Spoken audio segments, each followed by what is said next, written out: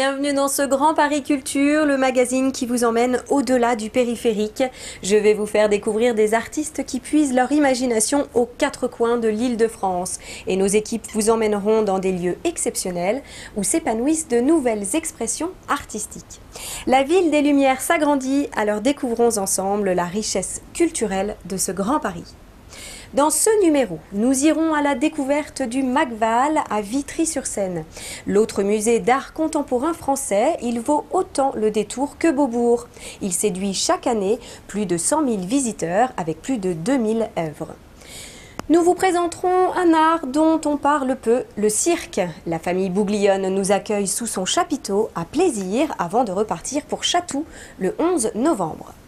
Gros plan dans ce magazine sur un festival de musiques actuelles, les Aglacènes à Aigli. Dans l'Essonne, nous vous proposons de découvrir Émilie Taliana, une voix en or. Elle signe son premier album, Ose-moi. Il existe deux musées d'art contemporain en France et les deux se trouvent en Île-de-France. Beaubourg en plein Paris et le Macval en banlieue parisienne.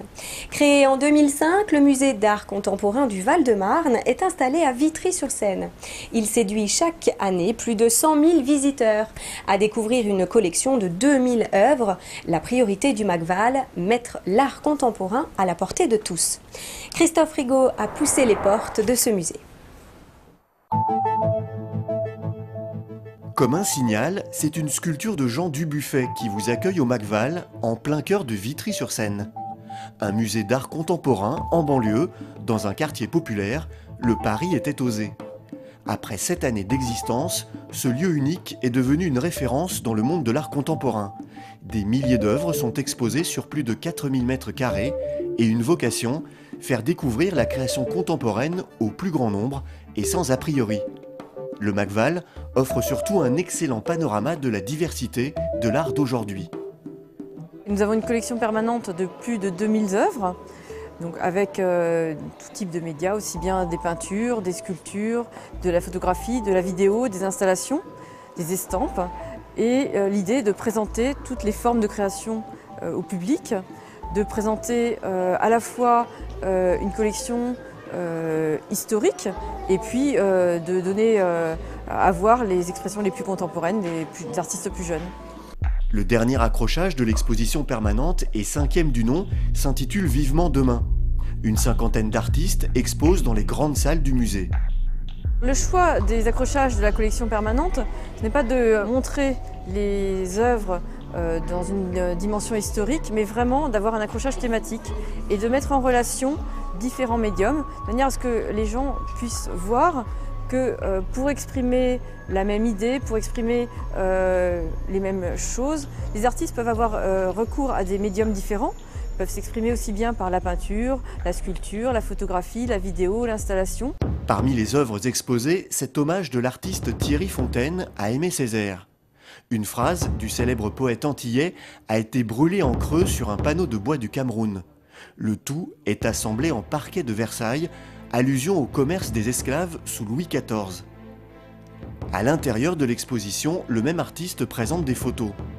On a ici cette photographie, la longue traversée, où l'on voit ces deux chaussures avec ces oursins incrustés. Je crois que le spectateur peut vraiment projeter son propre corps et imaginer la souffrance de ces oursins plantés dans ses chaussures. Le titre, La longue traversée, fait allusion aux souffrances de l'exil.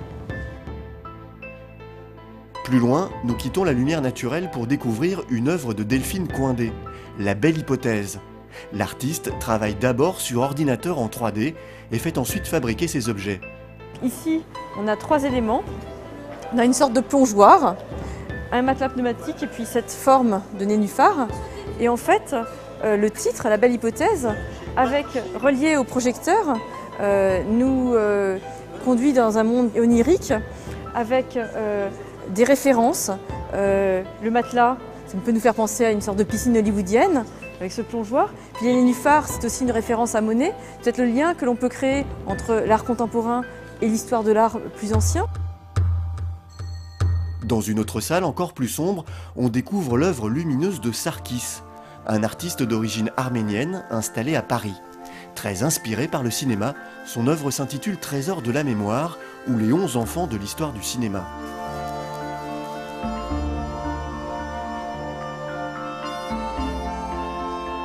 Le Macval accueille également des expositions temporaires. En ce moment, c'est Fabrice Hibert qui occupe les lieux avec ses POF, ses prototypes d'objets en fonctionnement. L'artiste se joue de nos objets du quotidien, comme cette auto Global Car. Ou plus loin, dans le parc du musée, Fabrice Hibert vous propose de libérer vos bonsaïs. C'est la 4e zone de libération des bonsaïs au monde, où en fait l'idée c'est de délimiter un endroit où tout un chacun peut apporter ses bonsaïs. Le bonsaï étant ces arbres qui sont contraints par l'homme, qui les manipule et qui les empêche de grandir. Quand on arrête toutes ces manipulations et quand on les remet en terre, ils reprennent leur taille et leur croissance d'arbres en temps normal. C'est évidemment une manière de réfléchir à l'interaction nature-culture, les implications, ou plutôt l'influence de l'homme et de l'action de l'homme sur l'univers naturel dans lequel on est. Ce sont des questions qui préoccupent évidemment beaucoup Fabrice Hibert, mais c'est aussi une manière comme ça de rendre l'art vivant. Retour à l'intérieur du Macval, où Fabrice Hibert expose plus de 150 objets. Par exemple, là, c'est un costume qu'on peut enfiler et qui est un homme pixel. Voilà. Comment est-ce qu'on pourrait se camoufler dans le monde du pixel dans lequel on est? Donc voilà, c'est une manière de réfléchir à cette idée de l'habit, du camouflage. Et en même temps, évidemment, ça ne camoufle absolument rien, bien évidemment. L'exposition de Fabrice Hibert au Macval de Vitry-sur-Seine se tiendra jusqu'au 20 janvier 2013. Alors n'hésitez pas à pousser les portes de ce musée unique en France, à seulement 6 km de Paris. Le Macval vous offrira sur un plateau le meilleur de la création contemporaine française des années 50 à nos jours.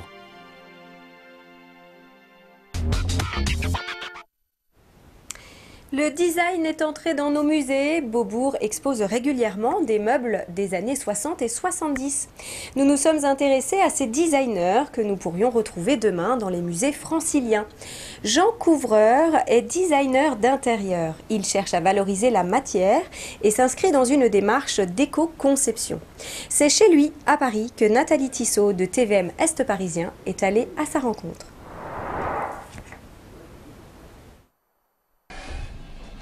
Oui, j'ai quelques carnets des derniers mois, quoi. Je suis designer produit et scénographe. Je travaille depuis 6 ans en indépendant, à mon compte, donc sur différents projets.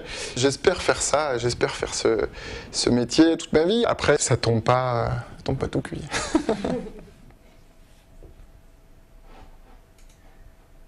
À certains moments, je vais dessiner quelque chose et puis je vais me dire, tiens, voilà, je vais le faire en bois par exemple, je vais le faire réaliser par tel artisan que je connais, je sais que cette personne travaille bien, pour ce type de projet, ça va correspondre. Et puis, une autre fois, le processus va être totalement inverse.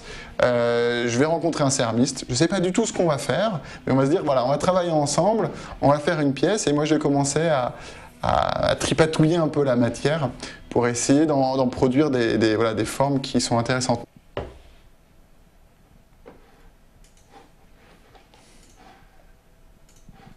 J'aime partir directement de la matière pour aller vers des objets et non pas à l'inverse. Et j'aime rencontrer toujours aussi des nouvelles matières et faire des choses surprenantes. On est par exemple sur cette lampe en cuir. Il s'agit d'une petite lampe qui en fait est uniquement composée de bandes de cuir. C'est simplement un travail de patronage. Donc c'est une lampe qui est entièrement souple. Généralement, voilà, je commence par dessiner, par figer un peu toutes ces recherches sur mes carnets. Pour moi, c'est une sorte de bloc-notes qui permet d'arrêter un petit peu les idées. Ah oui, celui-là, je ne l'ai pas continué, ce carnet, parce que je n'aimais pas la couleur du papier.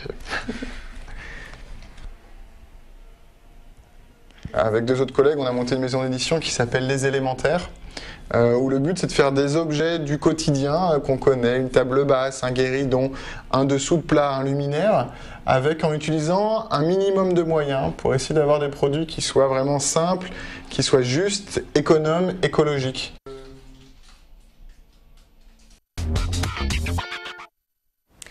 Comment intéresser les jeunes au théâtre en leur proposant des textes qui leur parlent? Les professionnels de la compagnie Le Théâtre à Lala l'ont bien compris. Ils montent un nouveau spectacle avec des ados de Torcy. La pièce s'intitule « Vie et mœurs des jeunes d'aujourd'hui ». Un spectacle déambulatoire sous la forme d'un safari urbain à la recherche de cet animal étrange, l'adolescent. Margot Lefebvre de Canal Coquelicot 77 a assisté à une répétition. Exercice d'échauffement, improvisation et jeu de rôle, les jeunes comédiens de la compagnie Théâtre à Lala sont en pleine répétition. Il y a 2 ans, les habitants de Torcy participaient au spectacle Derrière la vitre. Cette année, la compagnie lance un appel aux 12-17 ans, une rencontre entre une équipe professionnelle et des jeunes amateurs. Certains n'ont aucune expérience, il faut donc leur apprendre à gérer le stress pour qu'ils dépassent leur timidité. Les premières fois, ça a été très difficile. J'ai pas eu de repères, je suis un peu perdue. J'ai surmonté à ma peur. Diriger un groupe d'amateurs, ce n'est pas évident, mais la compagnie en a fait une force. Le metteur en scène crée un spectacle de rue proche du langage parlé, où les acteurs en herbe cassent les codes du théâtre. Ce qui est très intéressant, c'est que nous, on arrive avec nos repères, nos méthodes, notre technique, et eux, ils donnent un peu un grand coup de pied là-dedans, ils amènent leur fraîcheur, et donc ça crée une dynamique différente de travail pour nous, puis ça nous fait bouger. Nous qui sommes plus très jeunes. Vie et mœurs des jeunes d'aujourd'hui sera une représentation burlesque sur le monde de l'adolescence qui sera jouée en mai 2013. D'ici là, les jeunes, même s'ils sont amateurs, répéteront comme de vrais pros. Il est un art dont on parle peu, c'est le cirque. À côté des Avatas ou Pinder, un autre grand nom du cirque, Joseph Bouglione. Cette famille d'artistes se produit régulièrement en Île-de-France. Elle a posé son chapiteau à Plaisir dans les Yvelines avant de rejoindre la ville de Chatou à partir du 11 novembre. Une occasion pour nous d'en savoir un peu plus sur cette famille mythique. Une rencontre signée Johanna Soudry et David Charpentier de TV Fil 78.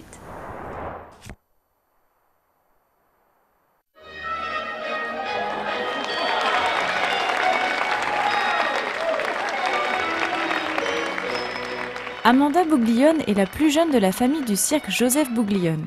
Si la Benjamine fait ses premiers pas sur la piste du chapiteau, son grand frère, André, lui, maîtrise déjà le diabolo. Je suis né dans le cirque, donc depuis tout petit j'y suis. Mais j'ai vraiment commencé à faire du cirque quand j'avais une dizaine d'années, 10-12 ans environ. Moi je préférais le jonglage, c'est plus amusant. C'est le fait d'envoyer des choses en l'air, attraper. Qu'est-ce que tu envoies justement comme... J'envoie des massues, des bagues, des cerceaux, des diabolos. Je suis un jongleur un peu polyvalent, je fais un peu de tout.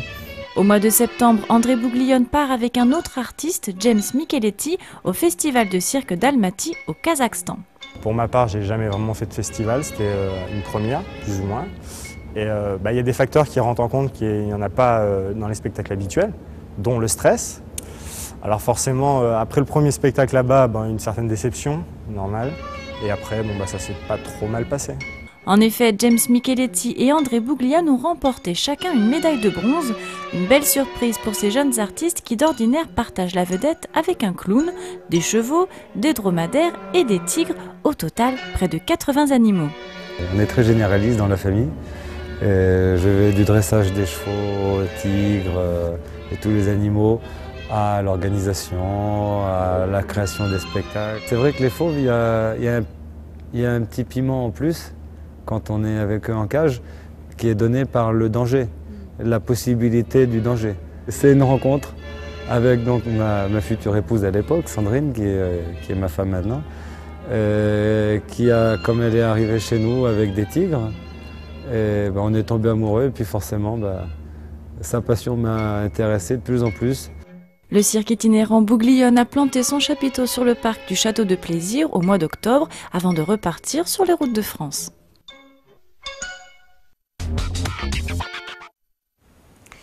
Corinne est peintre, sculpteur et photographe.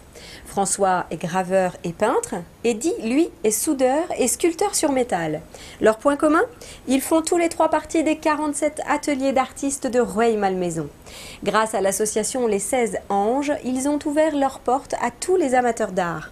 Vous pourrez les découvrir tout au long de l'année et en attendant, voici leur portrait réalisé par Pascal Andrieux de Rueil TV. C'est pas pareil d'aller voir une exposition et de découvrir un artiste chez lui dans son atelier. Ça n'a rien à voir. Et justement, parce que ce que j'ai dans mon atelier, il y a toujours des travaux en cours. C'est pas tout bien lissé comme une expo où tout est au carré, tout est bien sur le même thème. Là, j'ai des choses de cette année, de l'an dernier, d'avant. Je peux parler de mon parcours. C'est transparent là, c'est ouvert. Voilà, on voit comme je suis, comme je travaille. Pendant un moment, là, c'est encore un peu fade. Là. Bon, ça monte en fait. Voilà, c'est comme une chantilly. Je le fais en douceur. J'ai toujours dessiné, toujours peint, fait des croquis, regardé. Voilà. Mon sens le plus développé, c'est le regard. Donc je regarde tout ce qui m'entoure et ça m'inspire. Et voilà, j'ai envie d'exprimer, de changer ce que je regarde. Ce qui m'inspire, c'est la ville. Donc toutes mes peintures, mes photos, les sculptures, c'est toujours inspiré par le monde urbain. Puis c'est tout à la fin, on met les lumières finales. Ça, c'est le moment le plus agréable. Parce que c'est la lumière qui donne la vie dans un tableau, en fait. S'il n'y a pas de lumière, il n'y a pas de vie. J'ai un parcours un peu particulier, un peu curieux, puisque moi j'ai une formation plutôt d'ingénieur, d'abord en France, et puis ensuite j'ai été à Berkeley, une université en Californie, où j'ai fait un doctorat. Et à l'âge de 50 ans, j'ai décidé de changer. J'ai rencontré des graveurs, en particulier une graveur qui m'a appris son métier. Ce qui rend remarquable l'estampe par rapport à une impression numérique, c'est que c'est fait sur un papier très épais, en général de très bonne qualité. Et la presse va venir écraser une plaque qui est ancrée dans le papier qui est humide. Et le résultat, c'est qu'en général, il y a une couleur par plaque. Donc c'est un travail assez long. Par exemple, dans celle-ci, que j'ai fait à l'occasion de mon livre sur la Chine, j'ai une plaque pour les personnages de la place Tiananmen, et puis j'ai une plaque qui reprend de vieux caractères chinois, et qui, elle, est ancrée en rouge profond. Ce qui m'a amené à faire de la soudure à l'arc et donc de la sculpture métallique, moi je suis pharmacien de métier, j'ai travaillé pendant plus de 20 ans dans l'industrie pharmaceutique, et puis au hasard des parcours, donc j'ai été en pré-retraite il y a 3 ans, et donc je me suis dit que c'était le moment ou jamais de réaliser ce que j'avais envie de faire, c'est-à-dire de la sculpture et de travailler un matériau qui me plaît depuis longtemps, le métal. Donc le point de départ, c'est une pièce qui pour moi provoque une rencontre avec mon imagination, et de là démarre une réalisation. Par exemple, j'ai récupéré auprès d'agriculteurs cette pièce qui en fait se trouve devant une faucheuse et qui permet de relever les foins avant de couper les foins. Et je l'ai transformé en bec d'oiseau, qui a été donc le départ d'une réalisation telle que vous la voyez là, qui est un espèce d'échassier. Musique maintenant, 4 concerts par an et un grand festival, c'est le principe des Aglacènes à Aigli. À l'affiche actuellement des artistes en devenir comme Belle Allure et Sophia Sammel, que vous pourrez entendre le 24 novembre à Aigli. En attendant, pour l'heure, nous vous proposons de découvrir Émilie Taliana, Une voix en or, rencontre sur les notes d'Ose-moi, son premier album avec Giuseppe Baggio de Téléson. La tête d'affiche de ce soir s'appelle Émilie Taliana, artiste française de la scène rock phocéenne et francilienne qui vient de sortir son premier album. Des chansons en français et en anglais superbement orchestrées, parmi lesquelles Ose-moi, une chanson qui donne le titre à l'album. Cette chanson n'avait pas été écrite pour moi. C'est Agnès Ampardoumian qui a écrit cette chanson, et c'est André qui a fait la musique. Et quand je l'ai entendue la toute première fois, j'ai eu un coup de foudre. Je me suis dit, cette chanson fera partie de mon histoire parce que elle est tellement magnifique et magnifiquement écrite. Elle a un arrangement tellement beau que j'ai craqué quand je l'ai entendue. Et comme elle n'avait pas été écrite pour moi, il a fallu que je me batte pour l'avoir. Donc il a fallu que je prouve à André que j'étais capable de la chanter, qu'elle m'allait bien, Enfin voilà, donc j'ai osé la chanter. J'ai beaucoup travaillé dessus et à un moment donné, on l'a enregistrée et ça a été une évidence et on s'est dit que cette chanson, c'était la chanson phare de l'album et c'est pour ça que je finis toujours mes concerts avec. Dans le texte, c'est une histoire d'amour, mais c'est une histoire d'amour qui peut être une histoire d'amour de couple, tout comme une histoire d'amour de s'aimer soi-même, de s'oser soi-même, oser extérioriser ce qu'on a à l'intérieur. Donc c'est une chanson où on peut se parler à nous-mêmes et on peut aussi parler à la personne qu'on aime. Enfin voilà, c'est une histoire d'amour mais très générale. C'est une super chanson qui m'émeut à chaque fois que je la chante. Et mes larmes et le son des alarmes. Sincère, généreuse, pleine de talent, d'un ose-moi, l'artiste exprime avec force son goût pour le rock avec des mélodies entraînantes, on dirait orecchiabili en italien. Émilie Taliana, comme son nom l'indique, est un peu italienne aussi. Il faut quoi que je n'ai pas. Il faut quoi qu'il ne faudrait pas. J'arrive plus à me comprendre. Ose-moi, ose-moi, ose-moi. Quoi que j'entends pas. Je dis quoi qu'il ne faudrait pas. Qu'est-ce qu'il veut que je n'ai pas. Ose-moi, ose-moi, ose-moi. Musique toujours avec ce bon plan. Du 8 novembre au 8 décembre, le Val d'Oise fait découvrir ses talents musicaux gratuitement. C'est le festival Combo Sonic. Organisé dans 6 communes du département, 7 concerts gratuits permettront à des artistes pop-rock, hip-hop ou encore reggae de dévoiler leur sonorité en live. À découvrir notamment la chanteuse Rémila, l'énergie débordante d'une femme moderne qui assume dans ses textes son boulot, ses enfants, sa musique et ses galères. À l'image du titre phare de son album, Appelez-moi Mademoiselle. On se quitte en musique avec son clip. À la semaine prochaine.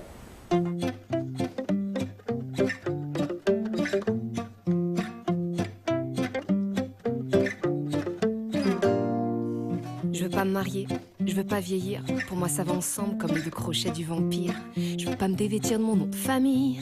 Je veux pas enterrer ma vie de jeune fille. Je veux pas décorer la salle des fêtes, y passer la serpillière à 4h du mat, la gueule des fêtes et inviter des gens que je déteste pour faire plaisir à ma mère, me les farcir le lendemain pour manger les restes. Ah non tonton, je suis pas super motivée par l'idée que tu joues de l'accordéon après le dîner.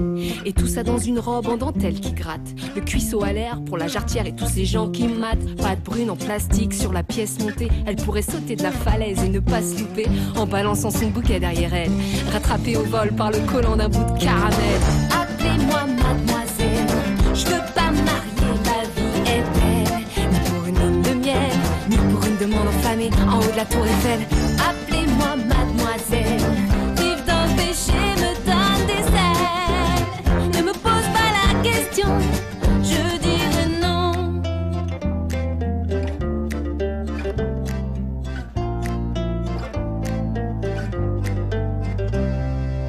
Tu veux te marier et me voir vieillir, pour toi ça va ensemble, c'est même beau, c'est même pire. Tu dis que je pourrais peut-être garder mon nom de famille si elle tient juste avant Sweet jeune fille. Dis donc toi, ces derniers temps tu parles beaucoup de ça. Je sens ce nœud coulissant autour de mon doigt, mais faudrait me passer sur le corps pour ça. Merde, je viens d'aggraver mon carnet à vous. Tout va si bien entre nous, pourquoi vouloir le jurer devant Dieu? Pourquoi vouloir prouver qu'on est heureux? J'avoue l'avoir rêvé, ce je ne peux mais appelez-moi mademoiselle, je veux pas me marier, la vie est belle. Ni pour une lune de miel, ni pour une demande enflammée en haut de la tour Eiffel. Appelez-moi mademoiselle, vivre d'un péché me donne des ailes. Ne me pose pas la question, je dirai non.